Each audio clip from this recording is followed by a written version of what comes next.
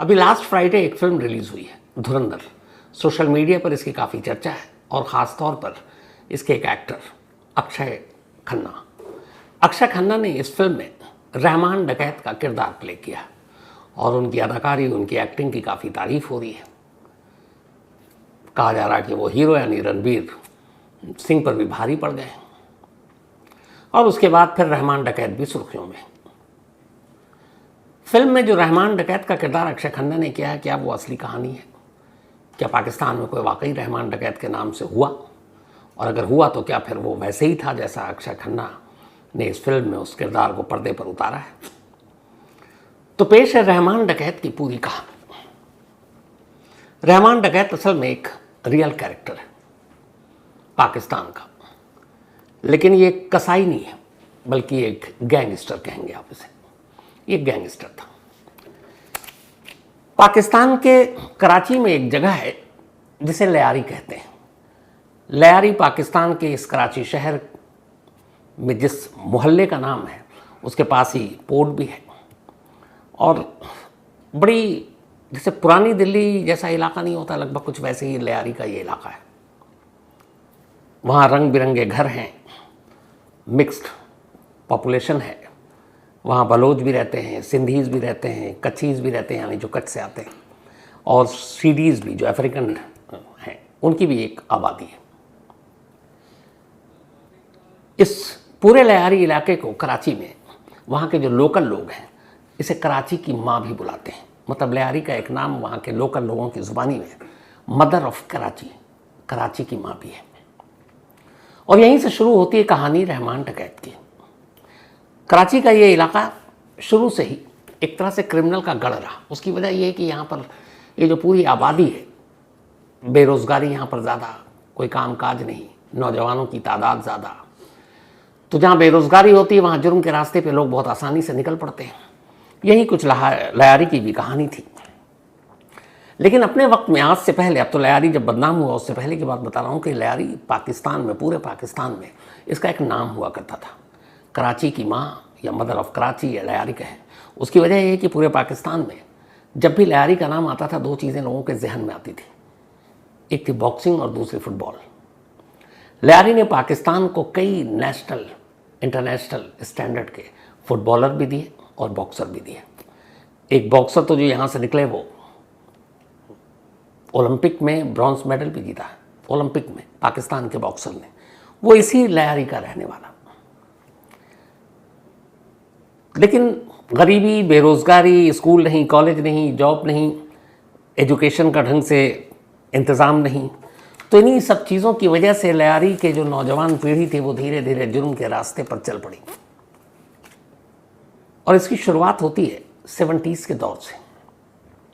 1970 में, बल्कि 60 और 70 के बीच में, एक लयारी में एक शख्स जो पहला वहाँ का कहते हैं गैंगस्टर कहें या दादा कहें या क्रिमिनल कहें, उसका नाम था दादल, एलियस दाद मोहम्मद।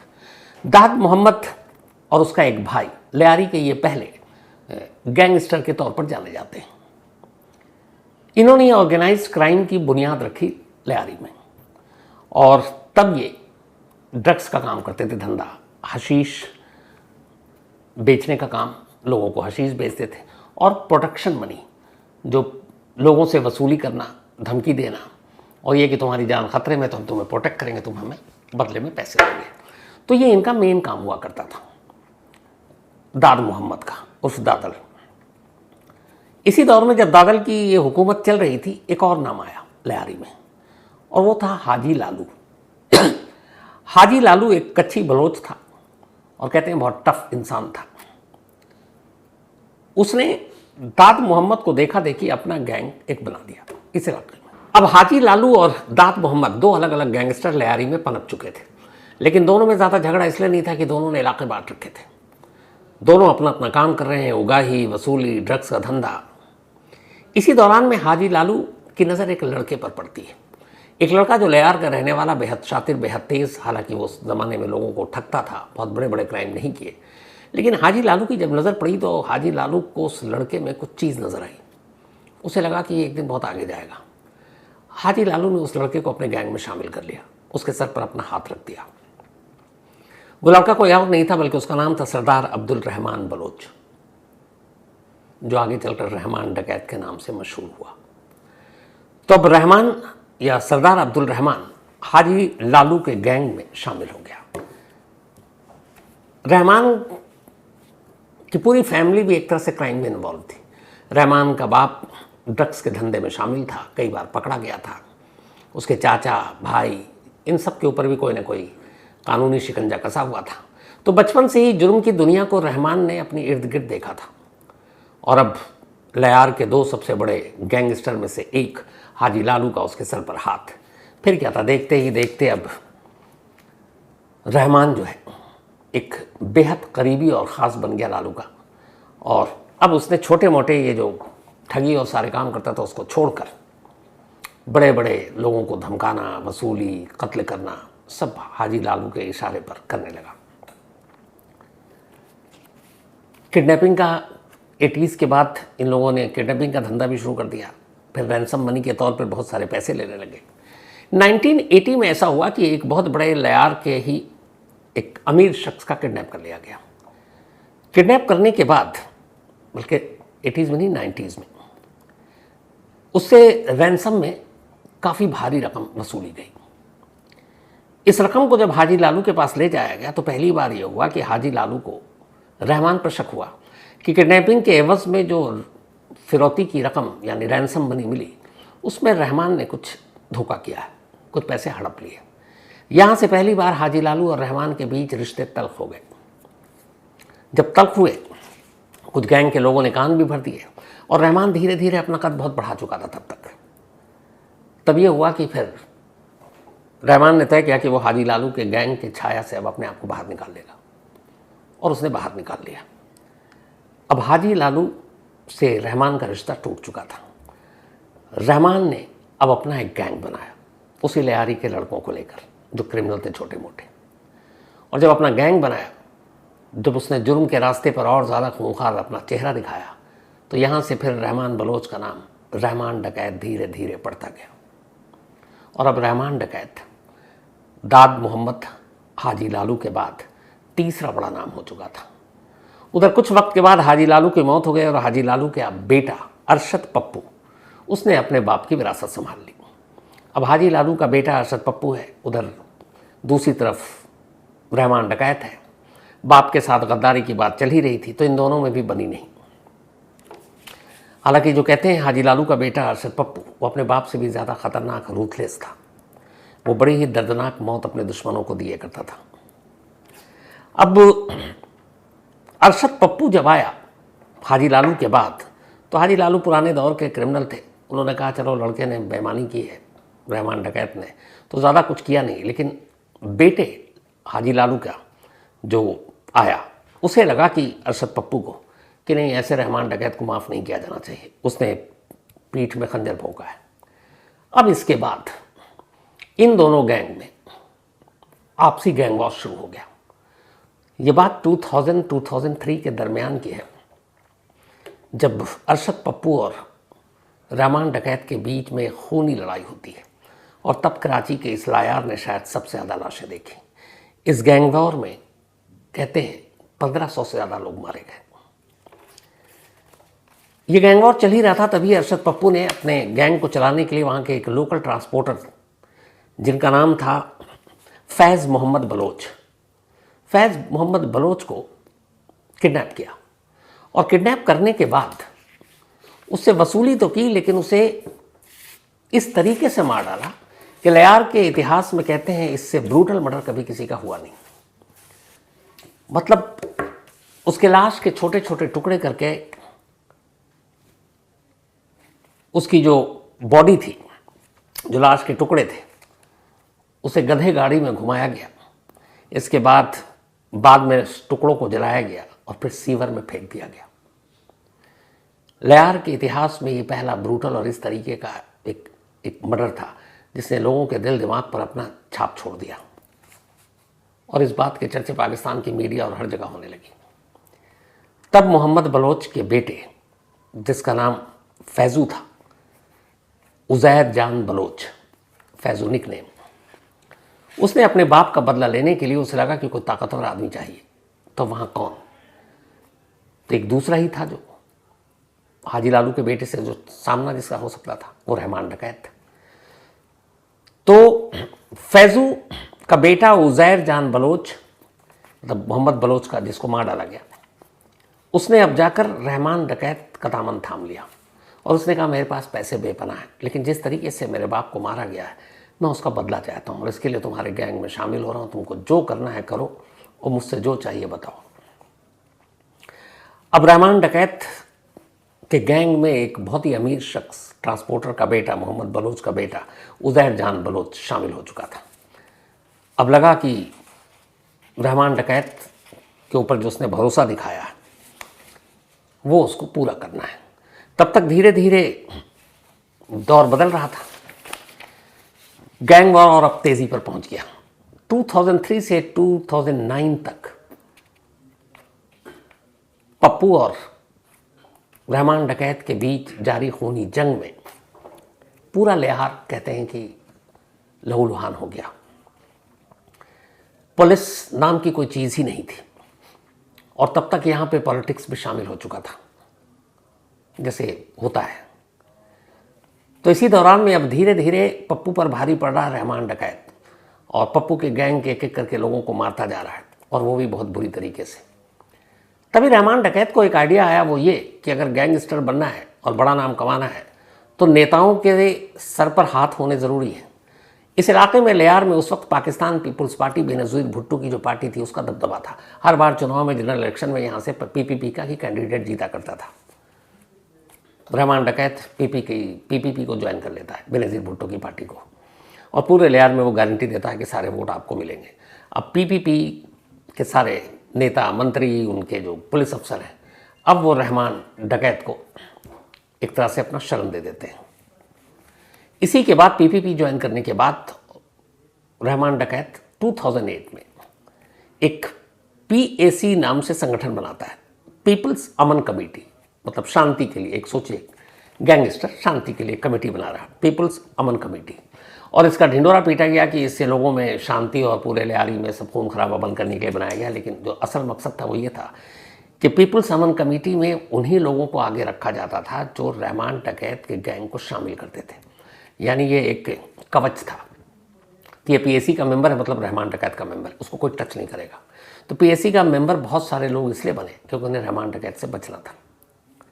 और ये रहमान डकैत के गैंग का असल में ओरिजिनल नाम यही रखा गया था, पाकिस्तान पीपल्स अमन कमेटी। इसके बाद सरकार का संरक्षण, पाकिस्तान पीपल्स पार्टी का सर पर हाथ, पीपल्स अमन कमेटी के नाम पर गैंग का विस्तार, देखते ही देखते रहमान डकैत की तूती बोलने लगी। ड्रग्स का धंधा पहले ही था, extortion racket, kidnapping, illegal gambling, ये सारी चीज़ें अब लियार में रूटीन बन गई और किसी की हिम्मत नहीं होती कि कोई टच करे, क्योंकि रहमान डकैत का ये सारा नाम था इन सब चीज़ों के पीछे। अब जब पैसे आए और रहमान डकैत ने पॉलिटिकल पार्टी ज्वाइन किया तो उसे एक और चीज़ लगी कि लियार में अगर क्राइम करना है और लियार में ही रहकर हुकूमत करनी है तो यहाँ के गरीबों को अपने साथ ले लो। अब उसने एक और काम किया, पैसे तो बेबिना कमा लिए, अब उसने गरीबों के लिए काम करना शुरू किया। अगर किसी के घर में पानी नहीं है तो वो पानी के प्रॉब्लम को सॉल्व करवाता, राशन भेजता फ्री का, और यहाँ तक कि उसकी अपनी अदालत होती, लियार में अगर कोई चीज़ होती तो उसकी अदालत में खुद रहमान डकैत ही फैसला करता। लोगों की मदद करना, गरीब लड़कियों की शादी करवाना, राशन पानी, देखते ही देखते अब रहमान डकैत लियारी में एक रॉबिन हुड की इमेज पा चुका था। एक बड़ा गैंगस्टर और अब रॉबिन हुड। ये सब कुछ चल ही रहा था, लेकिन उसके मन में अब भी था कि अरशद पप्पू से बदला लेना है, क्योंकि अरशद पप्पू को मारे बिना वो बलोच और उस ट्रांसपोर्टर के उसका बदला ले नहीं सकता था। बदला लेने के लिए अब सरकार का जब सर पर हाथ आया तो वो और ज़्यादा ब्रूटल हो गया। अब कट्टे, छुरियाँ, चाकू, इनके मुकाबले में अब उसके पास रॉकेट लॉन्चर आ गए। AK-47 तो लियारी में ऐसे गूंजती थी कि जैसे लगता है कि बस पटाखे ही छूट रहे हैं।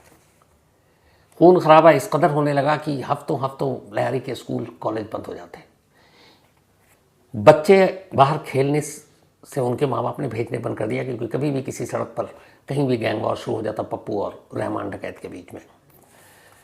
महिलाएं बाजार नहीं जाती थी खरीदारी करने, कि निकली ही पता नहीं कौन सी गोली कब किधर से उनको आकर लग जाए। इस दौरान में एक कहानी आई रहमान डकैत को, जिसने उसका खूंखार चेहरा सब सारा और दिखाया। वो ये कि एक बार रहमान डकैत को ये शक हुआ कि जो उसकी माँ है वो पप्पू गैंग और पप्पू के फादर जो थे हाजी लालू, तो हाजी लालू के गैंग में जब रहमान डकैत था तो हाजी लालू के साथ तो रिश्ते अच्छे थे, हाजी लालू का घर भी आना जाना था, तो रहमान डकैत के साथ उसकी फैमिली के साथ भी जान पहचान थी, दुआ सलाम थी। लेकिन कई ऐसी चीज़ें हुई जिससे लगा कि कोई घर का भेदिया है जो हाजी लालू और उसके बेटे पप्पू को इन्फॉर्मेशन लीक कर रहा है। कहते हैं कि कुछ अपने ख़ास लोगों के बाद उसे पता चला कि असल में घर का भेदिया कोई और नहीं बल्कि खुद रहमान डकैत की अपनी माँ है, उसकी अम्मी है।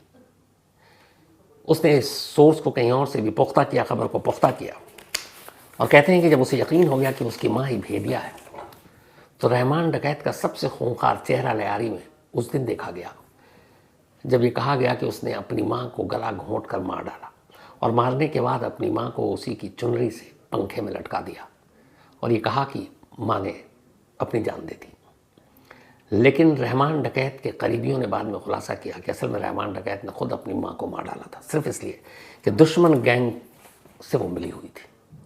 हालांकि इस कहानी में कितना दम है या इसका मतलब एविडेंस कहीं नहीं मिला, लेकिन ये कहानी पूरे लियारी में और पुलिस फाइल में तैरती रहती है। ये सब कुछ चलता रहा, रहमान डकैत का कहर टूटता रहा। लियारी अब एकदम एक जंग का मैदान, मामला मीडिया तक भी आया। अब ये हुआ कि सरकार को लगा कि ये तो कुछ ज़्यादा हो रहा है, तो कुछ करना चाहिए। तो फिर सरकार ने पुलिस को खुली छूट दी और कहा कि भैया लियारी को साफ करो और ये रहमान डकैत और पप्पू का कुछ इंतज़ाम करो। तब उस वक्त एक, जैसे अपने इंडिया में बहुत सारे इनकाउंटर स्पेशलिस्ट हुए हैं, पाकिस्तान में भी एक ऐसी इनकाउंटर स्पेशलिस्ट बड़ा फेमस 2000 के दौर में, नाम था चौधरी असलम। चौधरी असलम को ये टास्क दिया गया।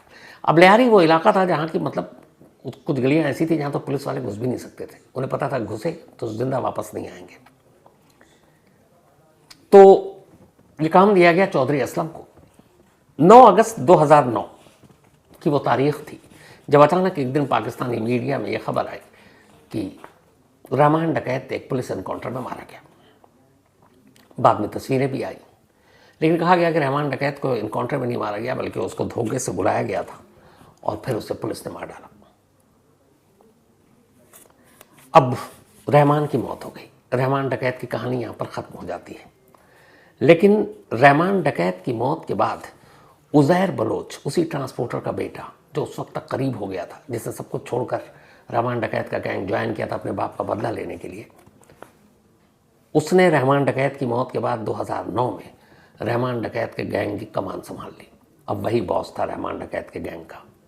और उज़ैर बलोच के बाप को जिस तरीके से मारा गया था, उस चीज़ ने उज़ैर बलोच के रहमान डकैत से भी कहीं ज़्यादा खूंखार बना दिया था।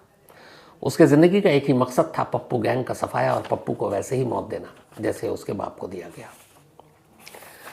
अब उज़ैर ने गैंग संभाली, सिंधी टोपी पहना करता था, उसकी तस्वीर इसी से पहचानी जाती थी।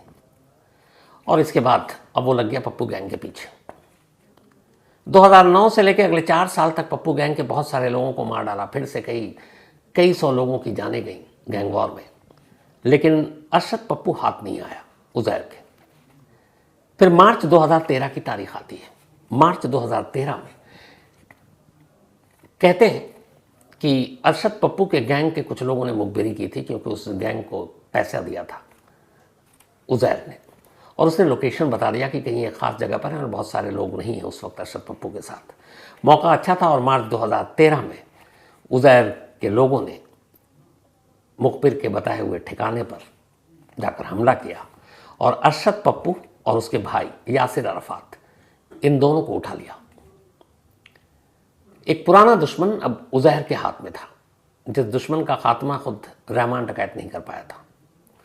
उठाने के बाद ये लोग उसे एक खुफिया जगह पर ले गए। इसके बाद अरशद पप्पू की मौत की जो कहानी की डिटेल बाद में आई, उसने पूरे कराची और लियार के इलाके के लोगों को थर्रा दिया था। उज़ैर के फादर की भी ऐसी दर्दनाक मौत नहीं हुई थी जैसे उज़ैर ने अपने बाप के कातिल अरशद पप्पू यानी हाजी कालू के बेटे और उसके भाई यासिर को दी थी। इन्होंने उसको अपने कब्जे में 5 दिनों तक रखा और इन 5 दिनों में जितने जुल्म ढा सकते थे अरशद पप्पू पर ढाया, हर तरीके से टॉर्चर किया। टॉर्चर करने के बाद दोनों भाइयों के सर काटे, फिर बिना सर के उसकी बॉडी को गधे गाड़ी पर रखकर लियारी के अपने पूरे इलाके में घुमाया और लोगों को देखने पे मजबूर किया, देखो ये हमारा दुश्मन, इसका क्या हाल किया है। तो अरशद पप्पू और उसके भाई का गला काटने के बाद उस बॉडी को दिखाया, घुमाया और फिर पूरी गलियों में लियारी के। इसके बाद अपने बाप की तरह ही इन दोनों के लाशों के टुकड़े किए, उन्हें जलाया और फिर वैसे ही ले जाकर सीवर में फेंक दिया।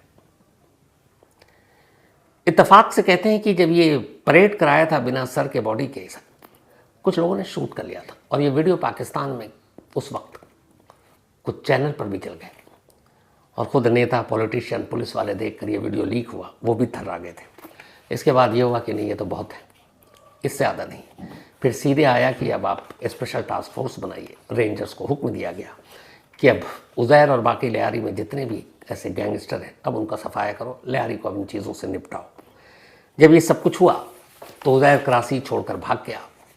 उसके बाद वो अलग अलग ओमान और कई और देशों में रहा। फिर जो बाकी के छोटे मोटे लोग थे वो भी वहाँ से निकल दिए और सब अलग अलग देशों में चले गए। कहते हैं कि सिर्फ उज़ैर और इस पप्पू के गैंग वॉर के बीच में 2000 लोग मारे गए थे। उससे पहले कि जब रहमान डकैत था उनकी अलग कहानी थी। 2016 में उज़ैर बलूच वापस पाकिस्तान पहुंचा। पाकिस्तानी रेंजर्स को पता चला और उन्होंने कराची के बाहर से उसे अरेस्ट कर लिया। अरेस्ट करने के बाद मिलिट्री कोर्ट में उसे पेश किया गया, जहाँ से उसे सज़ा हुई और पिछले 9 सालों से उज़ैर अब भी पाकिस्तान की जेल में बंद है। जो दूसरा एक क्रिमिनल और था, बाबा लाडला, जो पप्पू के गैंग से था, पप्पू की मौत का बदला लेने के लिए आया था। 2017 में उसके बारे में भी जानकारी मिली, वापस कराची आ रहा और रेंजर्स के साथ एक शूट आउट में मारा गया। 2018 में गफ़ार ज़िक्री, जो आखिरी लियार का इन सारे गैंग के बाद एक नया नाम उठा था और लग रहा था कि अभी ये सिलसिला अभी भी आगे चलेगा, उसका नाम था गफ़ार ज़िक्री। 2018 में पाकिस्तानी रेंजर्स और पुलिस ने तय किया कि नहीं, अब लियारी में कोई भी रहमान डकैत या फिर हाजी लालू या दाद मोहम्मद जैसे किसी और गैंगस्टर को पनपने नहीं देंगे। तो फिर गफ़ार ज़िक्री को भी पुलिस ने एक एनकाउंटर में मार दिया। इसके बाद अब यह है कि लियारी जो 60s से दौर शुरू हुआ था, उसके बाद से अब वहाँ पर बहुत कुछ बदल गया। अब वहाँ लॉ एंड ऑर्डर है, बहुत सारी चीज़ें हैं और सबसे बड़े इस बदलाव की जो निशानी है वो ये है कि जो लियारी शुरू से आखिर तक पाकिस्तान पीपल्स पार्टी के उम्मीदवार को जिताता रहा था, जब यहाँ से सारे गैंगस्टर का एक एक करके सफाया हुआ, तो जो लास्ट चुनाव हुआ और जो उससे पहले का चुनाव हुआ, वहाँ पर लियारी ने अपने पॉलिटिकल थिंकिंग या सोच को भी बदल दिया। उन्होंने कहा बहुत हुआ, नवाज शरीफ और बेनज़ीर भुट्टो, उनके पति आसिफ अली जरदारी, बिलावल भुट्टो, अब अगर लियारी बदला है तो फिर और भी बदलाव चाहिए। और यहाँ के लोगों ने इमरान खान की पार्टी पाकिस्तान तहरीक इंसाफ के उम्मीदवार को जिताया। जो गढ़ था बेनज़ीर भुट्टो की पार्टी का, अब वो इमरान खान की पार्टी का गढ़ बन चुका है। और कहते हैं कि लियारी की जो बदलाव की शुरुआत है वो यहीं से हुई। तो ये थी उस रहमान डकैत की असली कहानी, एक गैंगस्टर।